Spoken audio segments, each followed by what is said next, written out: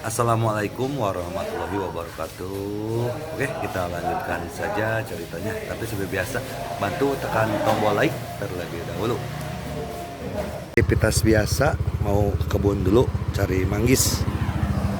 Bab 2761 sampai bab 2764. Kali ini, Chang Sengbo sudah familiar dengan jalan tersebut. Dia segera menyalakan ponselnya dan mentransfer $200.000 AS ke Zhang Ermao. Kemudian dia tidak sabar untuk bertanya kepadanya, "Ermao, bisakah kamu mengirimkan barangnya kepadaku sekarang?" Zhang Ermao menepuk dadanya dan berkata, "Orang tua, harap tunggu sebentar, saya akan telepon dia sekarang." Chang Sengbo dengan cepat memperingatkan, "Selama saya berasal dari jebakan yang sama dengan kedua hal itu, Anda tidak boleh membodohi saya." Zhang Ermao berkata dengan wajah serius, "Jangan khawatir, Pak Tua. Saya, Zhang Ermao, telah bepergian ke seluruh negeri selama bertahun-tahun, mengandalkan integritas. Saya tidak akan pernah melakukan apapun untuk membodohi orang dalam hidup ini."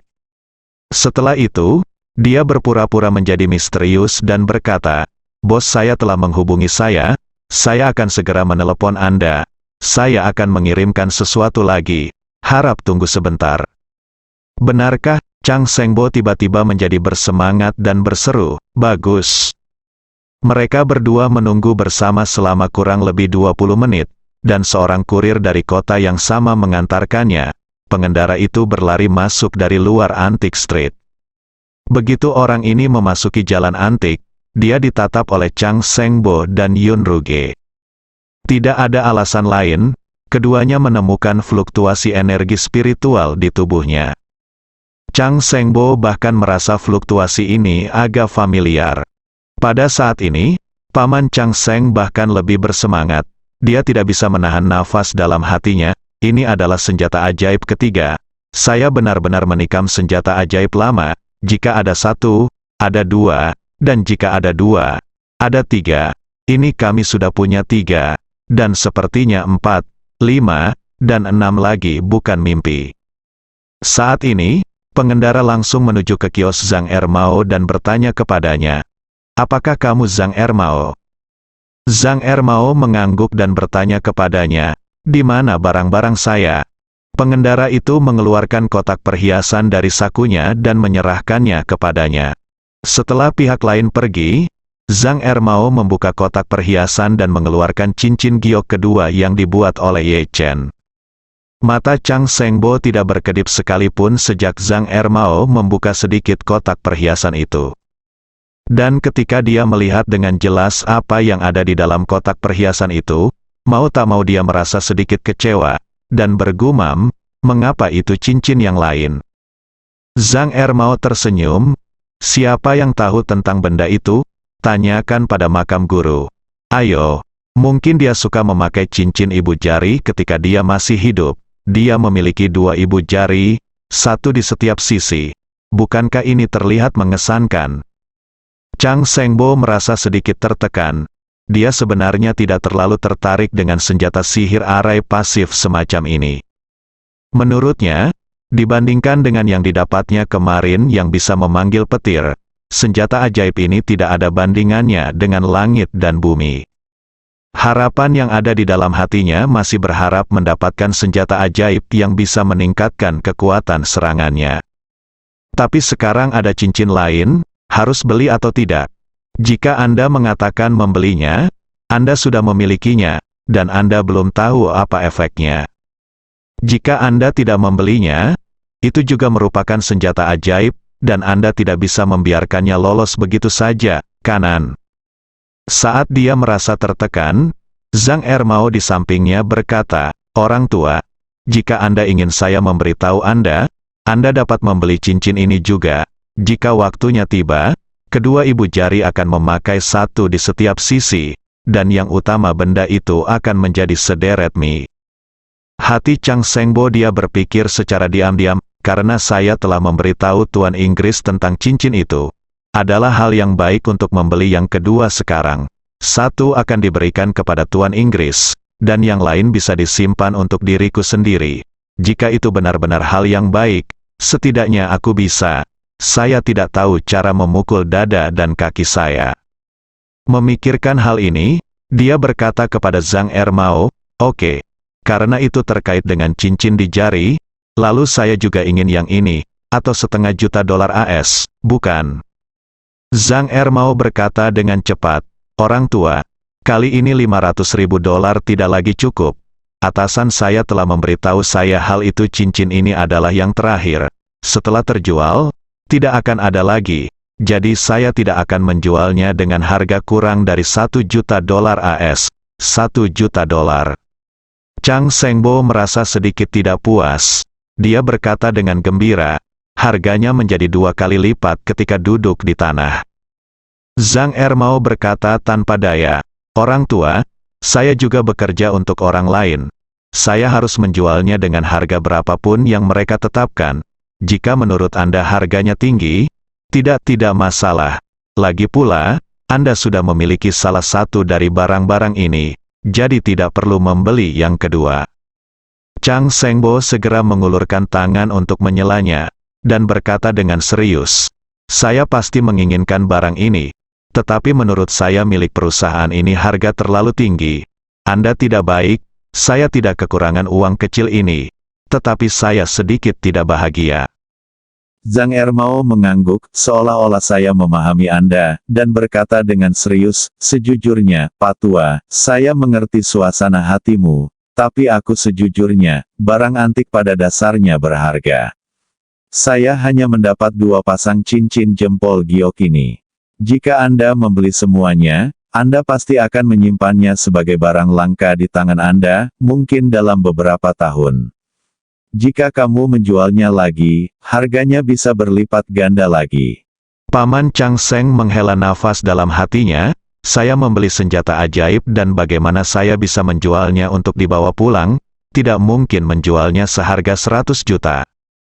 Memikirkan hal ini, dia tidak ingin berbicara dengannya lagi. Zhang Ermao terus mengkhawatirkan harganya. Lagi pula, dia mengandalkan Zhang Ermao untuk membantunya terhubung dan membeli lebih banyak senjata ajaib. Jadi, dia dengan terampil mentransfer uang ke Zhang Ermao untuk membayar. Setelah membayar uang itu, dia bertanya kepadanya dengan rasa ingin tahu, "Ngomong-ngomong, Ermao, bantu saya bertanya kepada toko Anda kapan barang bagus yang sama akan dirilis. Jika nyaman, kenapa tidak memberikan semuanya padaku sekaligus? Selama barangnya bagus, aku akan mengambil semuanya sesuai pesanan." Bagi Chang Shengbo, dia hanya punya waktu 3 hari, dan ini sudah sore, yang setara ke 1,5 hari lagi, tinggal 2,5 hari lagi. Larut malam 2,5 hari kemudian, dia harus mengambil tindakan terhadap keluargaan. Pada saat itu, akan ada badai berdarah di Jinling dan dia pasti akan menjadi sangat panik. Pada saat itu, tidak akan ada kesempatan untuk membeli dia.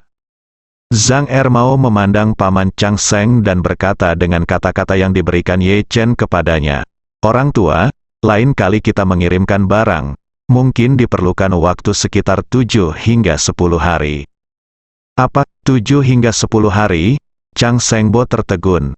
Cemas, dia berseru dan bertanya, "Mengapa kamu menunggu begitu lama?" Zhang Ermao menjelaskan tanpa daya, "Lihat, barang kami berasal dari yang buruk. Ketiga barang ini dijual kepada Anda dengan total 200 ini lebih dari $10.000 AS. Setelah kita melunasi uangnya, kita harus mencari cara untuk menemukan sekelompok kartu bank pribadi untuk membubarkannya, dan kemudian membiarkan orang menarik uang tunai itu sedikit demi sedikit. Proses ini juga memakan waktu." Chang Shengbo mengerutkan kening dan bertanya, "Apa maksudmu? Mengapa ini sangat merepotkan?" Zhang Ermao berkata tanpa daya, "Paman, apakah kamu mengerti? Kita tidak bisa begitu saja mengumpulkan uang. Kita harus menyisihkan waktu untuk mencucinya uang dulu. Kalau tidak, uangnya akan tertinggal di sini mudah untuk menarik perhatian di rekening Anda sendiri.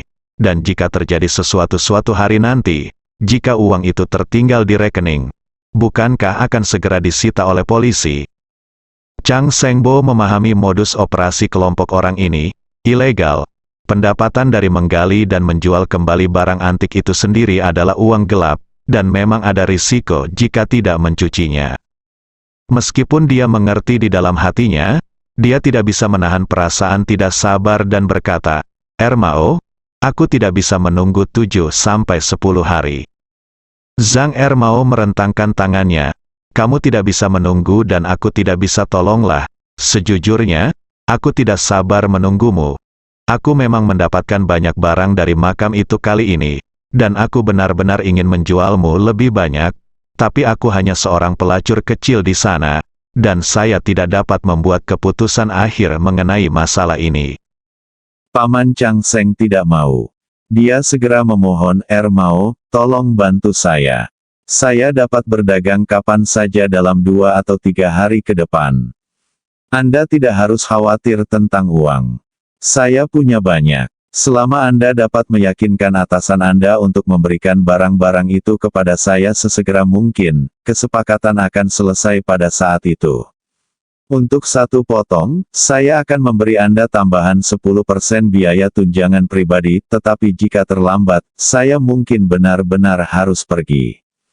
Zhang Ermao berkata dengan sedikit malu, "Ini, 2 atau 3 hari agak terlalu terburu-buru, setidaknya 5 hingga 7 hari. Chang Sengbo menjadi semakin tidak sabar dan berseru, "Ada banyak hal yang harus kulakukan, dan aku benar-benar tidak punya banyak waktu untuk tinggal di Jinling." Setelah itu, dia mengertakkan gigi dan berkata, "Ermao, aku akan menunggumu paling lambat sampai gelap lusa. Jika kamu bisa mendapatkan barang selama periode ini, temui aku di Holiday Inn di gerbang barat Jalan Antik." Chang Sengbo tahu betul bahwa setelah 2,5 hari, dia harus melaksanakan tugas yang diberikan kepadanya oleh guru Inggris, apapun yang terjadi. Dengan kekuatannya, meski keluargaan dilindungi ketat oleh pengawal, sama sekali tidak masalah baginya untuk membunuh keluargaan. Namun, dia tahu betul bahwa begitu dia menyerang keluargaan, akan sulit baginya untuk melarikan diri dari pengepungan dan penindasan pejabat Tiongkok. Pada saat itu, tidak akan ada kesempatan baginya untuk menggali lebih banyak senjata ajaib dari milik Zhang Ermao, tubuh. Pada saat tertentu, Chang Sengbo juga memikirkan apakah dia harus mencari kesempatan untuk mengikat Zhang Ermao dan memaksanya menyerahkan informasi tentang bosnya, lalu mengikuti petunjuk untuk menemukan bosnya dan membunuhnya secara langsung. Namun, dia khawatir jika ada terlalu banyak keributan, beritanya akan bocor. Keluargaan memiliki tangan dan mata yang sangat baik, dan jika mereka memperhatikan sesuatu, misi intinya mungkin akan terpengaruh. Dan dia tidak begitu mengerti mengapa kabar baik yang penting seperti mendapatkan senjata ajaib tidak bisa membuat Tuan Inggris itu menunda rencana membunuh Anjia selama beberapa hari. Dalam keputusasaan, dia hanya bisa menemukan cara untuk menemukan terobosan dalam diri Zhang Ermao. Jika uang dapat digunakan untuk mengesankan keluarga Zhang Ermao dan Zhang Ermao, dan membiarkan mereka menjual semua senjata ajaib di tangan mereka sesegera mungkin, ini akan menjadi hasil terbaik bagi Chang Sengbo. Bagi Zhang Ermao, misinya adalah membiarkan Chang Sengbo mengungkapkan garis waktu terakhirnya, karena ini sangat penting bagi Ye Chen. Setelah mendengar Paman Chang Seng berkata bahwa yang paling bisa dia lakukan adalah menunggu sampai gelap lusa, Zhang Ermao mengangguk tanpa berpikir dan berkata, "Jangan khawatir, Pak Tua, saya akan mencoba yang terbaik untuk membantu Anda memperjuangkannya. Jika ada berita, saya akan pergi ke hotel tempat Anda menginap untuk menemukan Anda sesegera mungkin." "Oke." Chang Sengbo mengangguk puas dan memperingatkan mereka lagi, "Ingatlah untuk memberitahu mereka bahwa selama saya bisa menghargainya, uang pasti tidak menjadi masalah." Zhang Ermao memberi isyarat oke. Dia memberi isyarat dan berkata sambil tersenyum, "Jangan khawatir saat saya melakukan pekerjaan." Chang Sengbo adalah lega dan berkata kepada Zhang Ermao, "Kalau begitu, saya tidak akan menunda urusan Anda. Besok dan lusa, saya akan datang ke sini kapanpun saya tidak ada pekerjaan. Jika Anda punya berita, tolong beritahu saya sebagai sesegera mungkin." Zhang Ermao setuju dan melihat Chang Shengbo pergi. Meskipun Chang Shengbo meninggalkan kios Zhang Ermao, dia tidak meninggalkan jalan antik itu. Dia berjalan berputar-putar dan akhirnya duduk di sebuah restoran sekitar 300 meter dari kedai Zhang Ermao, memperhatikan setiap gerakan Zhang Ermao. Meskipun Chang Shengbo tidak bermaksud merampok secara terbuka atau sembunyi-sembunyi untuk memastikan keberhasilan penyelesaian tugasnya, dia tetap ingin mencari tahu Zhang Ermao dan jajaran teratasnya untuk berjaga-jaga dalam keadaan darurat. Pada saat yang sama, dia tidak menyadari bahwa di lantai 2 tidak jauh dari situ, seorang kenalan lama sedang menatapnya dari dekat. Kenalan lama tersebut adalah Ding Yuan Boyunruge.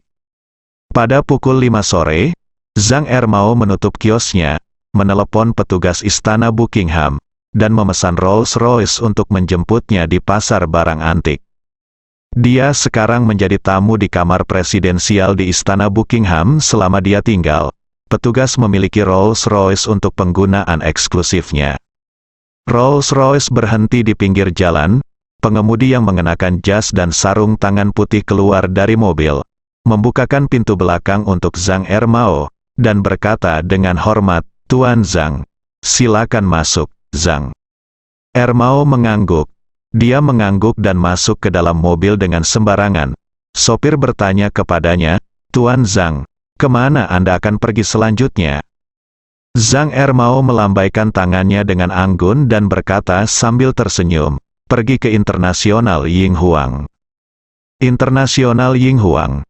Ini adalah klub malam terbesar dan termewah di Jinling. Zhang Ermao pergi berbelanja di sana tadi malam, menghabiskan ratusan ribu dalam satu malam. Hari ini, mengikuti instruksi Ye Chen, dia masih berencana pergi ke Yinghuang International untuk merasakan kesenangan menghabiskan uang seperti air. Namun setelah ia masuk ke dalam mobil, ia tidak melupakan tugas yang diberikan oleh Ye Chen, sehingga ia mengangkat ponselnya dan melakukan panggilan suara ke Ye Chen menggunakan WeChat. Ketika panggilan tersambung, Ye Chen bertanya kepadanya, "Ermao, bagaimana kabarnya?" Zhang Ermao buru-buru berkata, "Cincin itu telah terjual, dan pembeli masih menginginkan lebih."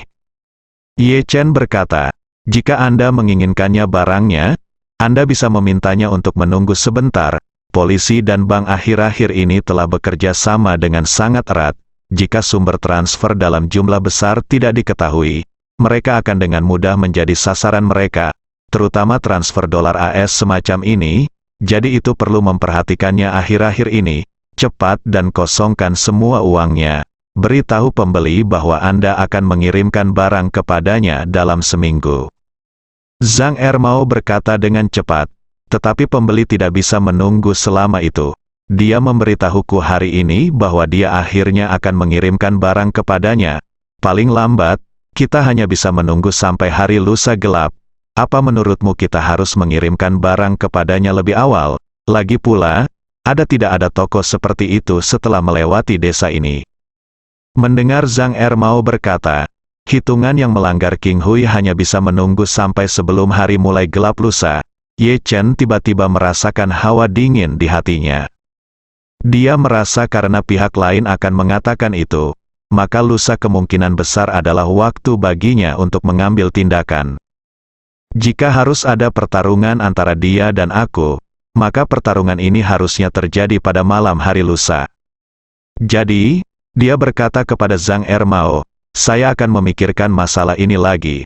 Jika polisi tidak melakukan apapun dalam 2 hari terakhir dan waktunya tepat, bukan tidak mungkin memberinya lebih banyak barang."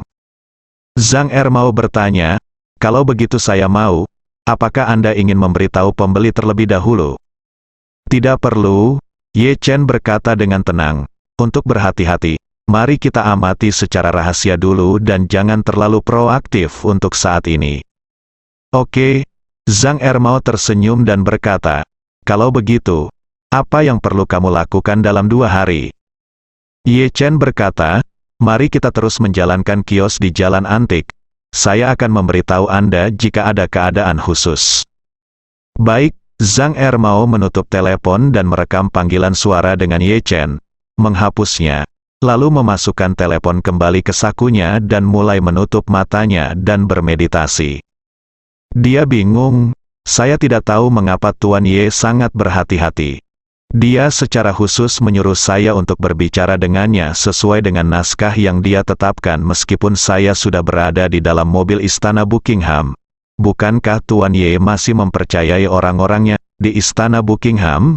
Hal-hal ini tapi mereka semua adalah orang kepercayaan Tuan Chen yang dibina dengan cermat. Dan mengapa Anda masih mengatakan bahwa Anda harus menggunakan WeChat untuk berbicara? Apakah Anda takut seseorang akan memeriksa catatan panggilan saat Anda menelepon?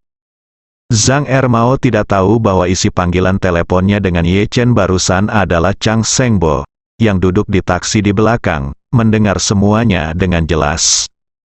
Alasan mengapa dia diam-diam mengikuti Zhang Ermao adalah untuk memberi dirinya rencana cadangan.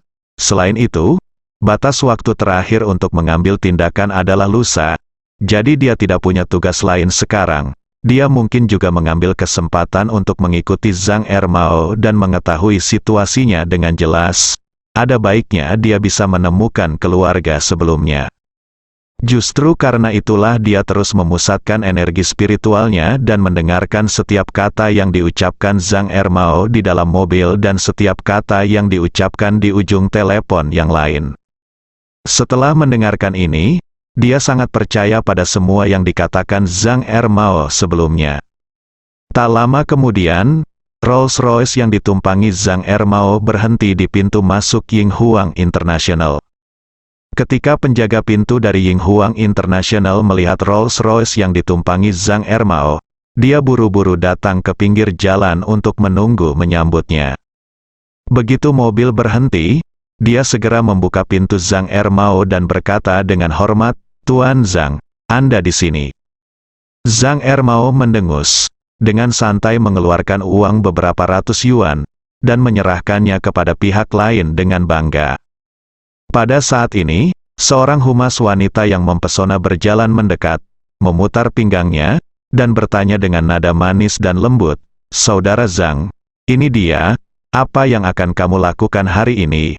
Saudara perempuanku akan mengaturnya untukmu." Zhang Ermao berkata dengan bangga, "Buka stan terbesar, beli set makanan paling mahal, dan atur 2 gadis untuk saya bawa di malam hari. Ingat, saya hanya ingin yang Jepang hari ini." Kata humas wanita itu dengan rasa malu, "Kakak Zhang, gadis Jepang tidak sepopuler gadis Eropa dan Amerika di sini. Aku hanya punya 1 gadis Jepang. Bagaimana kalau kakakku memberimu gadis Korea? Apa menurutmu kamu bisa membuatnya berhasil?" Zhang Ermao melambaikan tangannya, "Kami tidak bisa." "Kamu, Saudara Zhang, butuh 2 yang Jepang hari ini, kamu pergi dan carikan jalan untukku. Jika tidak berhasil, pinjam saja 1 dari tempat lain. Harganya bagus, aku akan beri kamu 10.000 yuan jika sudah selesai." Setelah mendengar ini, humas wanita mendengar ini. Setelah mengatakan ini, dia tiba-tiba menjadi energi dan berkata sambil tersenyum, "Saudara Zhang, kamu sangat murah hati. Dengan kata-katamu, saya akan menemukan jalan untuk mencarikan yang lain untukmu hari ini. Jika tidak berhasil, Saudara Zhang, tolong lihat aku mengubah kewarganegaraanku sekarang. Apakah kamu masih terburu-buru?" Zhang Ermao mencubit pinggang rampingnya dengan keras dan memuji sambil tersenyum, "Kamu masih yang terbaik dalam berbicara." Rangkaian penampilan Zhang Ermao hanya mengikuti aransemen Ye Chen. Dengan kata lain, dia makan, minum, dan bersenang-senang dengan dana publik yang telah disetujui atasannya. Alasan mengapa Ye Chen memintanya bermain setiap malam adalah karena dia khawatir Chang Shengbo diam-diam akan mengawasi Ning Ermao. Sebelum Chang Shengbo mengambil langkah selanjutnya, Ye Chen tidak boleh membiarkan Zhang Ermao menemukan petunjuk apapun. Selama Zhang Ermao tidak membeberkan rahasianya, tidak akan terjadi apa-apa pada Chang Shengbo terakhir kali lusa. Setelah rahasianya terungkap, sangat mungkin, biarkan Chang Shengbo bergerak lebih dulu. Saat ini, Chang Shengbo diam-diam menatap Zhang Ermao, dan bahkan mendengar dengan jelas percakapan antara Zhang Ermao dan humas wanita. Semakin sering hal ini terjadi, semakin dia percaya pada karakter Zhang Ermao dan apa yang dikatakan Zhang Ermao kepadanya. Dalam pandangannya, Zhang Ermao menghasilkan uang di siang hari, pergi ke klub malam untuk menghabiskan uang di malam hari, makan, minum, melacur dan berjudi, serta tinggal di kamar presidensial sebuah hotel bintang 5. Ini adalah kebiasaan hidup yang paling khas dari penjahat yang menghasilkan banyak uang. Uang datang dengan mudah dan dari sumber yang buruk, seringkali menimbulkan mentalitas bahwa lebih baik menikmatinya sesegera mungkin. Setelah benar-benar diyakinkan tentang Zhang Ermao, Chang Shengbo naik bus kembali ke hotel tempat dia tinggal. Dia berencana untuk tinggal di hotel selama 2 hari ke depan untuk bermeditasi dan berlatih, dan bermeditasi pada 3 senjata ajaib yang baru diperoleh. Lihat jika kamu dapat memperoleh sesuatu. Ye Chen sudah memahami pergerakan Chang Shengbo, jadi dia meminta orang-orang menggunakan pengawasan kota untuk mengawasi hotel tempat tinggal Chang Shengbo 24 jam sehari. Setelah dia ditemukan meninggalkan hotel, dia akan segera melapor kepadanya.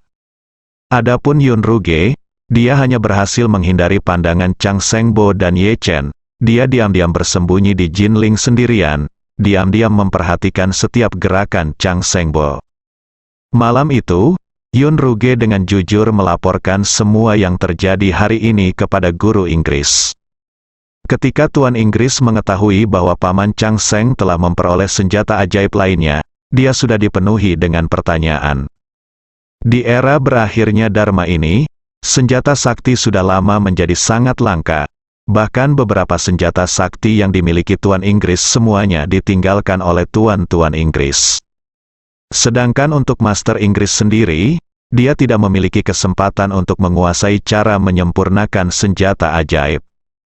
Oleh karena itu, penguasa Inggris hampir tidak dapat memahami mengapa Chang Shengbo dapat menemukan 3 senjata ajaib ketika dia pertama kali tiba di Jinling.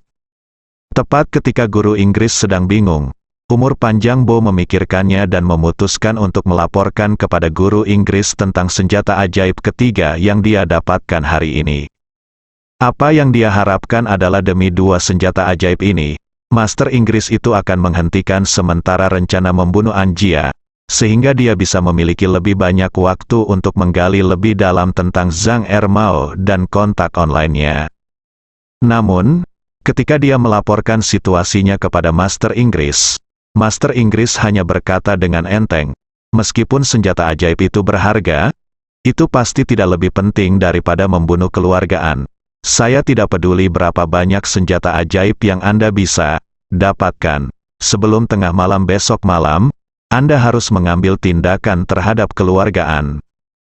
Bagi Tuan Inggris, prioritas membunuh keluargaan adalah sebelum menemukan senjata ajaib. Terlebih lagi, Master Inggris masih memiliki trik rahasia di Jinling, yaitu Yun Ruge, yang diam-diam tiba di Jinling. Dalam pandangan Tuan Inggris, dengan membiarkan Chang Shengbo membunuh Anjia dan menarik senjata dan perhatian, Yun Ruge dapat memanfaatkan kesempatan untuk menggali garis senjata ajaib bagaimanapun. Yun Ruge telah melihat Zhang Ermao dari kejauhan hari ini. Dia juga tahu bahwa dia aktif di Jalan Antik. Begitu Chang Shengbo tidak bisa muncul, Yun Ruge akan menjadi pilihan terbaik untuk mengambil alih darinya dan berurusan dengan Zhang Ermao. Lagi pula, bagi Tuan Inggris, Yun Ruge jauh lebih bisa diandalkan daripada Chang Shengbo. Chang Shengbo tidak menyangka bahwa bahkan setelah dia melemparkan 2 senjata ajaib, dia tetap tidak bisa membuat Tuan Inggris itu menunda rencananya. Dia sangat tertekan. Pada saat ini, satu-satunya hal yang bisa dia lakukan adalah berharap Zhang Ermao akan melakukannya. Bawakan dia hal-hal baik besok, informasi.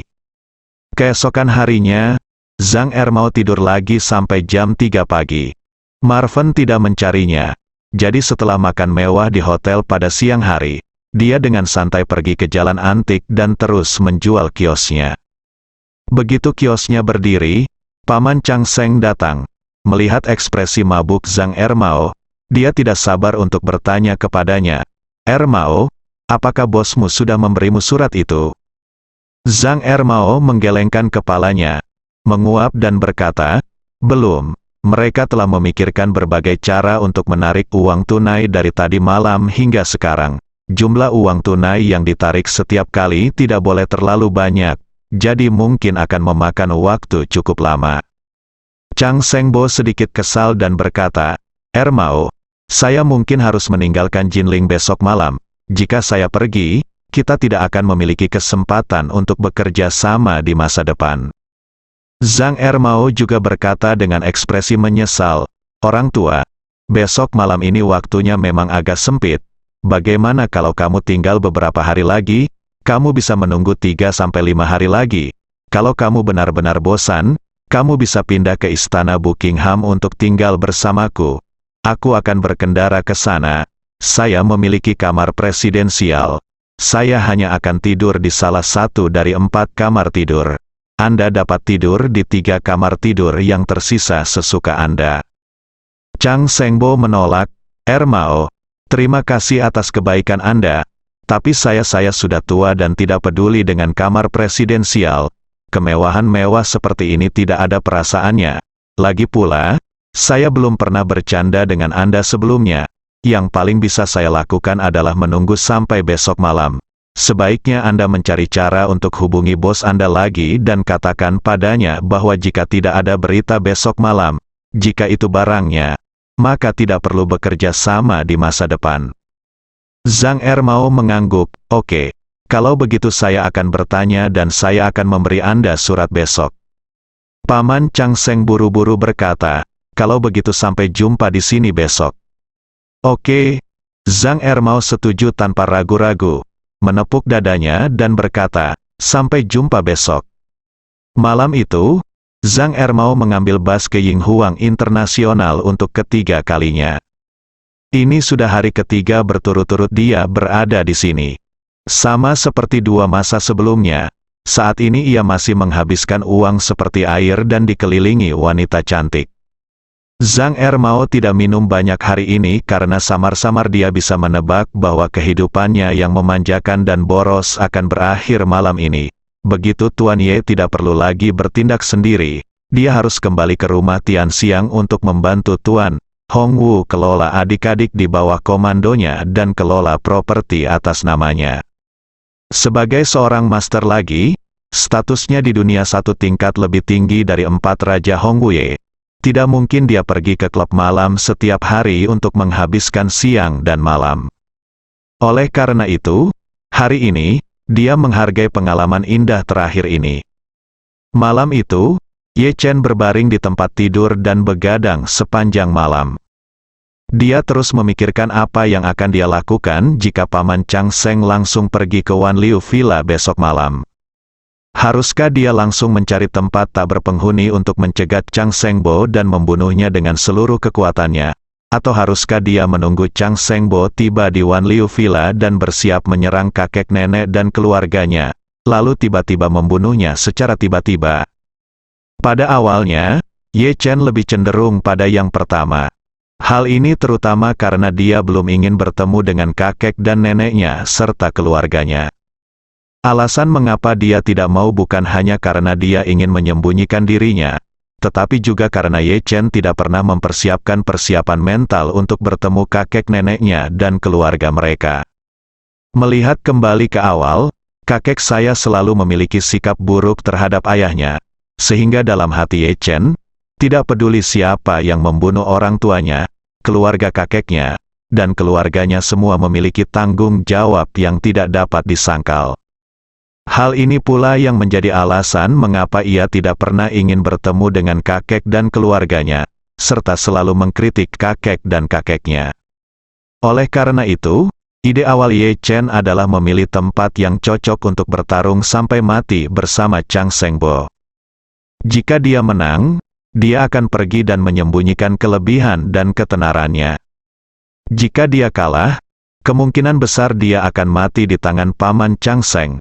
Dalam hal ini, dia akan berusaha sekuat tenaga untuk pergi ke sana dan bertemu orang tuanya, dan merasa nyaman. Namun, Ye Chen dengan cepat membatalkan gagasan ini. Alasannya adalah dia memikirkan pengingat yang diberikan Lin Waner padanya. Kali ini, kemungkinan besar dia akan menghadapi bahaya. Jika dia tidak selamat malam ini, maka dia harus memberitahu kakek nenek dan keluarganya bahwa Ye Chen, yang mereka rindukan siang dan malam, masih hidup. Waktunya segera tiba pada hari ketiga. Chang Shengbo datang ke jalan antik lebih awal, menunggu kabar baik tentang Zhang Ermao. Saat ini, Paman Chang Sheng merasa gugup dan gelisah. Sesuai permintaan Tuan Inggris, dia harus mengambil tindakan terhadap keluargaan sebelum tengah malam hari ini, yaitu sebelum jam 11 malam. Dan Paman Chang Sheng juga berencana pergi ke Wan Liu Villa tepat waktu pada pukul 7 malam ini. Saat itu, dia akan diam-diam mencari tempat yang aman untuk tinggal di Wan Liu Villa dan menunggu kesempatan. Begitu kesempatannya tepat, dia akan segera mengambil tindakan dan membunuh semua anggota keluargaan. Oleh karena itu, keinginan terbesarnya hari ini adalah mendapatkan senjata ajaib lainnya dari Zhang Ermao sebelum pukul 7 malam. Oleh karena itu, dia tahu bahwa Zhang Ermao mungkin tidak akan membuka kiosnya sampai tengah hari atau bahkan sore hari, tetapi dia tetap datang ke jalan antik itu pagi-pagi sekali dan menunggu dengan cemas. Tapi Zhang Ermao seperti biasa hari ini, tiba sore hari. Melihat Zhang Ermao, Paman Chang Sheng tidak peduli untuk dicadangkan. Dia berlari ke arahnya dengan cepat dan bertanya, "Ermao, apa kabar? Apakah kamu sudah berkomunikasi dengan bosmu? Apakah dia masih bisa mengirimkan barang hari ini?" Zhang Ermao mengguncangnya kepala dan berkata tanpa daya, "Maaf, Paman. Sudah kubilang barang tidak bisa dikirim hari ini." Setelah mengatakan itu, Zhang Ermao melihat kekecewaan di wajah Paman Sheng, dan dengan cepat menambahkan, "Tapi dia bilang dia melakukannya tadi malam. Saya pergi ke tempat lain semalaman untuk mendapatkan barang lagi. Sekarang saya punya banyak barang, jadi saya berencana menunggu 2 hari untuk mengambil barangnya. Jika Anda tertarik, Anda bisa menunggu 2 hari lagi. Saat itu, mungkin 5 atau 8 potong dapat dikirim sekaligus. Ini dia." Petik 2. Chang Shengbo bertanya dengan heran, "Kumpulan barang lagi? Di mana Anda mendapatkannya? Barang jenis apa?" Zhang Ermao menggelengkan kepalanya dan berkata, "Dia bahkan tidak akan memberitahuku di mana harus memuat barang. Aku hanya bertanggung jawab, siapkan jalur distribusi. Tapi jangan khawatir, tunggu 2 hari dan aku akan mengambilnya sendiri kamu." Chang Shengbo tampak seperti sedang menghela nafas sedih, dan berkata, "Hei, sejujurnya, Ermao, saya akan duduk malam ini. Kereta berangkat ke Yanjing. Saya telah memesan penerbangan dari Yanjing kembali ke Argentina besok. Saya akan meninggalkan Tiongkok besok." Zhang Ermao bertanya dengan heran, "Orang tua, mengapa kamu pergi begitu terburu-buru?" Ekspresi Chang Shengbo berubah. Itu sedikit jelek, dan dia berkata dengan sedikit celaan, "Mengapa kamu mengatakannya dengan kasar? Apa maksudmu dengan pergi terburu-buru? Aku sudah keluar terlalu lama kali ini. Sudah waktunya untuk kembali. Istri dan anak-anakku di rumah masih di sini, menungguku." Zhang Ermao berseru, "Oh, berapa lama pun, tidak akan lebih dari 2 hari. Kalau menunggu 2 hari lagi, barang bagus akan sampai. Jangan khawatir. Saya pasti akan memintanya untuk mendapatkan barang terbaik dulu. Biarkan saya memilihkan untuk Anda." Chang Shengbo menggelengkan kepalanya tak berdaya. "Saya benar-benar tidak sabar menunggu kali ini. Mengapa Anda tidak meneleponnya dan memberitahu dia apakah dia masih ingin mengirimkan barang ke saya? Kalau begitu, mintalah seseorang untuk mengirimkannya sekarang. Masih ada waktu, dan Anda tidak perlu khawatir tentang uang.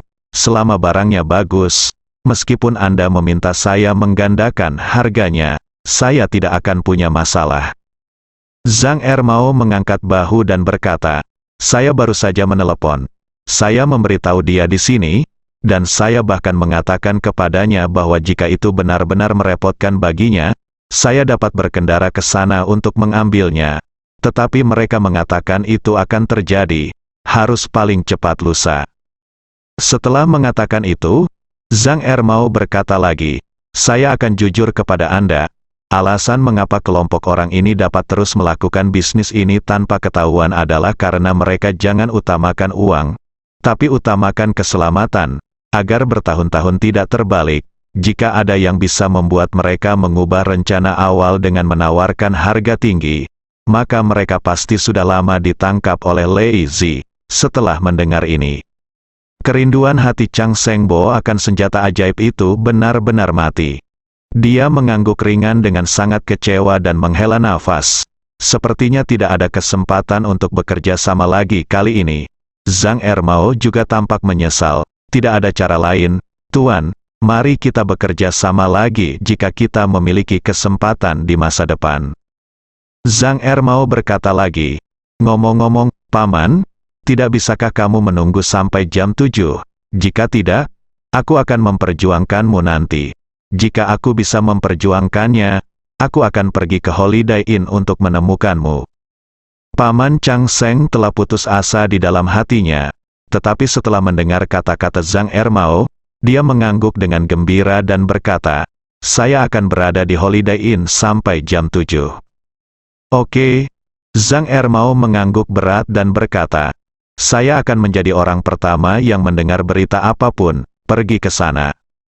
Alasan mengapa Ye Chen meminta Zhang Ermao untuk memikat Chang Sengbo dengan barang dalam jumlah besar lusa adalah untuk merangsang Chang Sengbo untuk semaksimal mungkin, untuk melihat apakah tenggat waktu malam ini benar-benar tidak dapat diubah.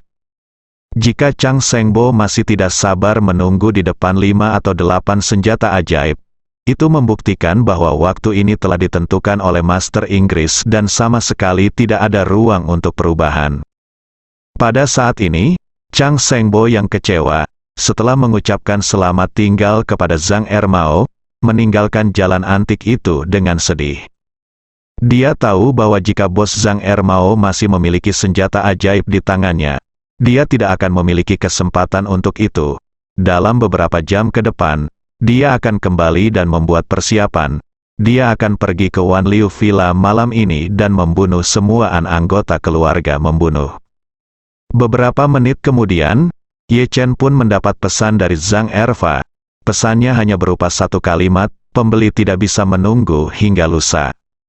Melihat kata-kata ini, Ye Chen tahu pasti Paman Chang Seng akan menyerang kakek neneknya dan keluarga mereka malam ini. Pada saat ini, pengawasan menunjukkan bahwa Chang Sengbo baru saja kembali ke hotel dan tidak melakukan tindakan lain untuk saat ini. Tetapi Ye Chen tidak bisa lagi duduk diam. Dia meminta orang-orang untuk mengawasi setiap gerakan Chang Sengbo, dan kemudian kembali ke rumah Tang Chen Yipin. Kembali ke kamar tidur pasangan itu, Ye Chen mengeluarkan pena dan kertas dan meninggalkan surat untuk Xiao Churan. Dalam surat ini, Ye Chen secara singkat menjelaskan pengalaman hidupnya, sekaligus mengungkapkan permintaan maafnya karena telah menipu Xiao Churan selama ini. Di paragraf terakhir surat itu, Ye Chen memberitahu Xiao Churan bahwa jika dia dalam bahaya, biarkan dia pergi ke villa lereng gunung di Hotel Pemandian Air Panas Champ Elysees. Ambil ramuan yang dia tinggalkan di sana dari berangkas, lalu bawa dia bersama dia orang tuanya meninggalkan Jinling. Selain itu, Ye Chen juga menitipkan kartu emas hitamnya kepada Xiao Churan. Apa yang Ye Chen pikirkan adalah jika dia bisa kembali hidup-hidup, dia akan menghancurkan surat ini sepenuhnya. Tetapi jika dia tidak bisa kembali hidup-hidup, maka Xiao Churan secara alami akan dapat melihat surat ini ketika dia pulang dari Amerika Serikat. Pada saat itu, surat ini akan menjadi surat ini adalah surat wasiat yang kau tinggalkan.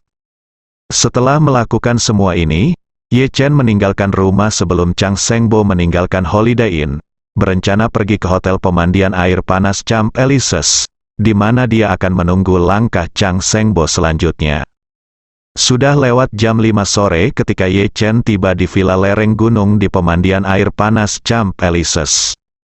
Chang Sengbo masih belum meninggalkan hotel saat ini, dan Ye Chen datang ke villa, melepas pakaiannya dan berendam di sumber air panas sebentar, membiarkan tubuhnya benar-benar rileks.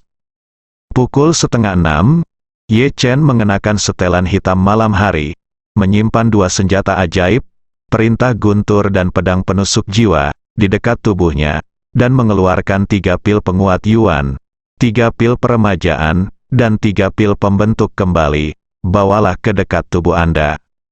Ketiga pil Yuan Pui Yuan ini memungkinkan Ye Chen untuk mempertahankan energi spiritual yang cukup, dan lawannya telah memiliki banyak energi spiritual yang tersedot oleh perintah Guntur yang dimodifikasi secara khusus. Jika lawan tidak memiliki pil yang dapat dengan cepat mengisi kembali energi spiritualnya, maka Ye Chen tingkat kemenangan akan meningkat pesat. Pil peremajaan adalah obat ajaib untuk penyembuhan. Jika Ye Chen tertinggal dalam pertarungan, pil peremajaan dapat membantunya pulih sampai batas tertentu. Sedangkan untuk pil resape, itu adalah pil penyelamat hidup terbaik untuk Ye Chen di saat itu. Saat ini, efeknya jauh lebih sombong dibandingkan dengan rejuvenation pill. Jika lawannya benar-benar supermaster, resape pill dapat menyelamatkan nyawa di saat-saat kritis. Ye Chen merasa bahwa dengan pil-pil ini di tangannya, dia yakin dia bisa bersaing dengan hitungan yang menghancurkan masyarakat Qing. Selain itu, dia sangat siap sehingga dia tidak mungkin menghadapi bahaya seperti yang telah dihitung Lin Waner. Selain itu, Ye Chen meninggalkan cincin yang diberikan kepadanya oleh Lin Waner dan pohon anggur tulang phoenix yang diberikan kepadanya oleh Nyonya Jiang di brankas. Setelah melakukan semua persiapan, Ye Chen menerima pesan dari Chen Zekai. Chang Shengbo telah meninggalkan Holiday Inn, menghentikan taksi di depan pintu, dan menuju keluar kota menuju hotel pemandian air panas Champ Elysees. Saat ini, Chen Zekai dan Hong Wu tidak lagi berlatih bersama Hong Changqing. Ye Chen meminta mereka untuk memberikan dukungan dan bantuan kepadanya. Chen Zekai bertanggung jawab untuk memantau Chang Shengbo, sementara Hong Wu bersiaga kapan saja, menunggu perintah Ye Chen.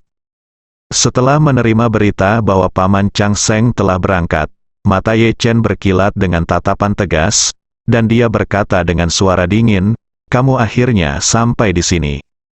Setelah mengatakan itu, dia segera mengangkat ponselnya, menelepon Hong Wu, dan berkata, "Hong Wu, naik helikopter dan tunggu saya di depan pintu villa." Hong Wu, yang telah menunggu instruksi di hotel pemandian air panas Champ Elysees, segera berkata dengan hormat, "Oke, Tuan Ye, aku akan segera bangun." Semenit kemudian, helikopter itu meraung. Suara itu datang, dan sebuah helikopter sipil berperforma tinggi telah tiba di luar villa dan perlahan-lahan turun dari flat di luar pintu villa. Ye Chen hendak keluar, sesaat sebelum meninggalkan ruang bawah tanah, dia tiba-tiba teringat sesuatu dan segera berhenti.